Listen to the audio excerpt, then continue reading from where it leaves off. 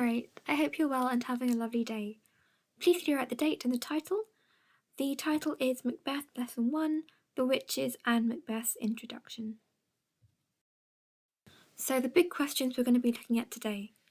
What atmosphere is created at the beginning of the play and why? How are we initially introduced to Macbeth's character? So for your do now, I would like you to look at the pictures depicting the opening scene of Shakespeare's Macbeth. Consider what emotions these pictures evoke and write down the words to describe the mood they create. For a challenge, what key themes do you think the play will be about? Pause the video for 5 minutes to do this now.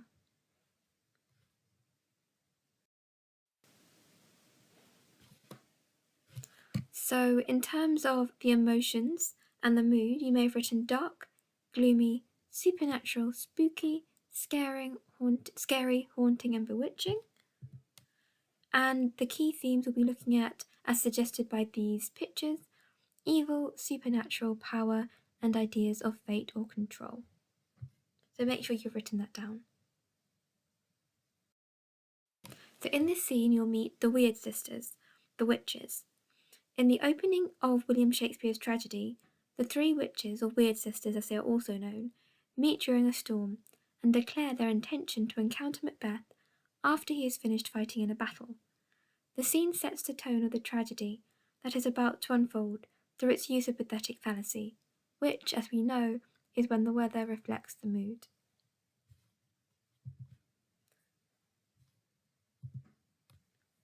You'll need your copy of the extract. You might also want to use the link on class charts to watch the scene summary to help you as well.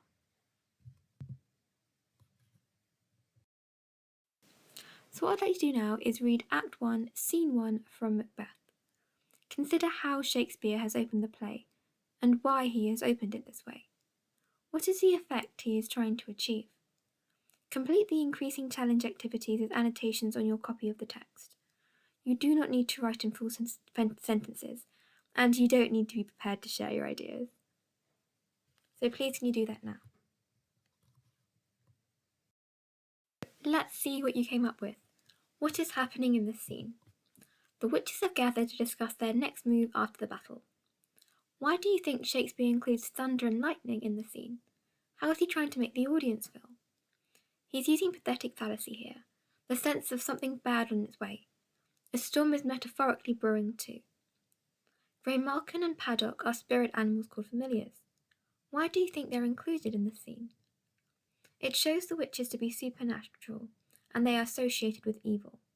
There was a common belief that witches communicated through these animals. The witches say that they will meet with Macbeth soon. How do you think Macbeth will feel when he meets the witches, and why? He might be frightened. These witches are powerful, and clearly he is involved in their next plan. What impression do you get of the setting from the lines "hover through the fog and filthy air"? It's murky, dirty, and fog creates a sense of mystery, so further use of pathetic fallacy. So make sure you've copied this down onto your sheet before moving on. Shakespeare chooses to open the play with witches, not our title character Macbeth. Perhaps he wants us to see that Macbeth is part of a bigger plan before we meet him ourselves.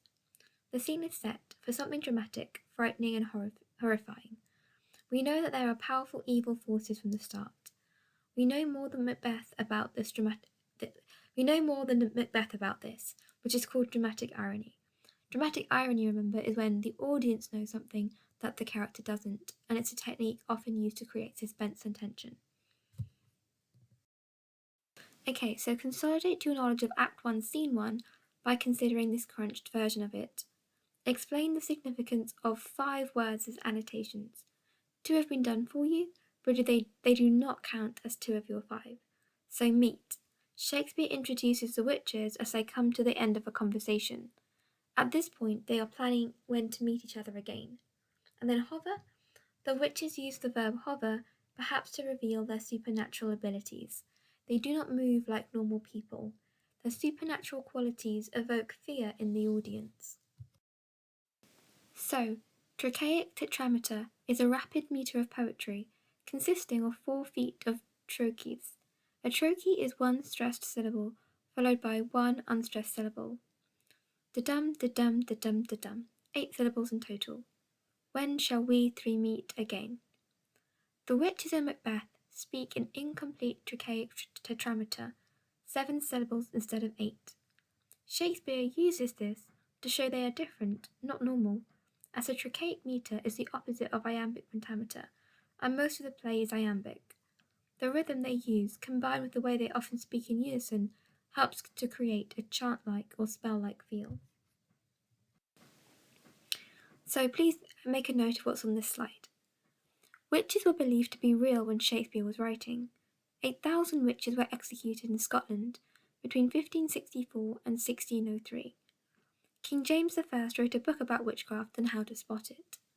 Witches were blamed for illness and spots, bad weather, disguising themselves as animals, being invisible, crop failures, and burnt cakes. So a wide range of things. How does Shakespeare use language to present the witches in Act 1, Scene 1? What is the writer trying to tell us about the witches? What do they want us to feel as an audience? How are they doing this? How do they use language devices and structure to show this? And why are they doing this? Why do they choose that language or structure? Why might they want us to interpret this in different ways? You could start, the witches first meet at the beginning of the play, and the fact Shakespeare tells us that there is thunder and lightning in the opening stage directions implies they are going to be something. Characters. Shakespeare's use of pathetic fallacy creates a something. So please pause the video now to complete this question.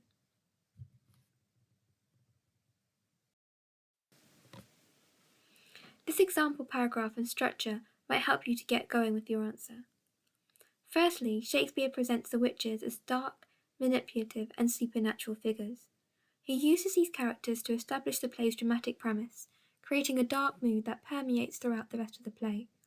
He uses pathetic fallacy in the opening stage directions, thunder and lightning, which suggests something. Furthermore, something. So, in terms of our structure, you could use the petal approach. So, point. Firstly, Shakespeare presents the witches as something. Then your evidence. He creates this impression by. Then your technique. Shakespeare's use of something is effective because. Then your analysis. This is effective because an audience in Shakespeare's time may have thought something. And then finally a link. Perhaps Shakespeare presents the witches in this way because something. So pause the video and develop your answer. We're now going to go on to Act 1, Scene 2. In this scene you'll meet Malcolm and Duncan. A wounded sergeant tells King Duncan and his son Malcolm of the bravery of Macbeth and Banquo in battle against allied rebels from Ireland and Norway, led by the traitorous MacDonald and the Thane of Cawdor. Ross arrives with the news that they've won and Cawdor has surrendered. He also reports of Macbeth's prowess in battle. The king orders them to see that Cawdor is put to death, and Macbeth receives Cawdor's title. You'll need your copy of the extract. You might also want to use the link on class charts to watch the scene summary to help you. So what I'd like you to do is read through the extract on the screen, and then answer the 5 questions. Pause the video to do that now. Okay, so find a line which shows the captain was not sure which side would win. What does he compare the situation to? What's the impact? Doubtful it stood, as two spent swimmers who cling together choke their art. It's like two tired swimmers clinging together and making themselves more exhausted to stay alive. It shows how near death everyone was. So find the adjective used to describe the rebel MacDonald. What impression do we get of his character? So merciless. MacDonald shows no mercy, no care or sympathy for those he has hurt. He's only fit to be a traitor. Find the one adjective the captain uses to describe Macbeth, and the 2 adjectives Duncan uses to describe him. What impression are we given of Macbeth's character? Macbeth is brave, valiant, and worthy. He sounds heroic. Find a line which shows Macbeth's actions were particularly bloody. Why do you think Macbeth is associated with violence so early on in the play?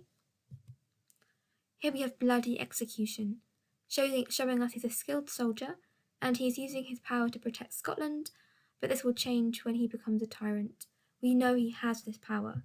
And finally, 2 lines describe Macbeth, that describe what Macbeth does to MacDonald. What is the effect of this graphic description? Till he unseamed him from the nave to the chaps and fixed his head upon our battlements. So Macbeth sliced a man open from the belly button, nave to the jaw, chaps, and beheaded him. He is violent when he wants to be, and we might be in awe of his strength to do this. So make sure you've noted this down. So how are we initially introduced to Macbeth's character? Before we even meet Macbeth, our expectations of his character are set by the captain and Ross. Read over the extract and find quotations which describe Macbeth and how he fought in the battle. Pause the video to do that now. So you may have come up with brave Macbeth, disdaining fortune, like Valor's minion, worthy gentleman, confronted with him with self-comparisons, point against point, rebellious arm against arm. Why is Macbeth presented as a great and noble warrior? Consider his actions later in the play. How do they differ from what we are hearing now? Take a moment to answer these questions. Macbeth is shown to be a brave soldier, fighting for his country. The examples of his violence show he is powerful and can be vengeful. Here he is using it for good to defend Scotland. He is supporting his king. Later we see him to be violent against his own people. He is paranoid and tyrannical. He has lost sense of when to use his power. He doesn't use his power for good anymore by the end. Finally, I'd like you to complete the following sentences. Macbeth, so eponymous, means the name of the character is also the name of the book or play. Macbeth, the eponymous tragic hero of the play, is initially presented as a brave, noble, and dominant warrior because Macbeth, the tragic hero of the play, is initially presented as a brave, noble, and dominant warrior, but, and then you've got the same sentence but with the word so. So can you complete these sentences, please? 3 sentences in your book. And finally, I would like you to write a one-sentence answer to each of today's big questions, filling their space on your big question grid. So, what atmosphere is created at the beginning of the play and why? And how are we initially introduced to Macbeth's character? Pause the video to answer these 2 questions. And that is the end of today's lesson. Thank you very much for your hard work. I look forward to reading what you upload, and I'll speak to you next time.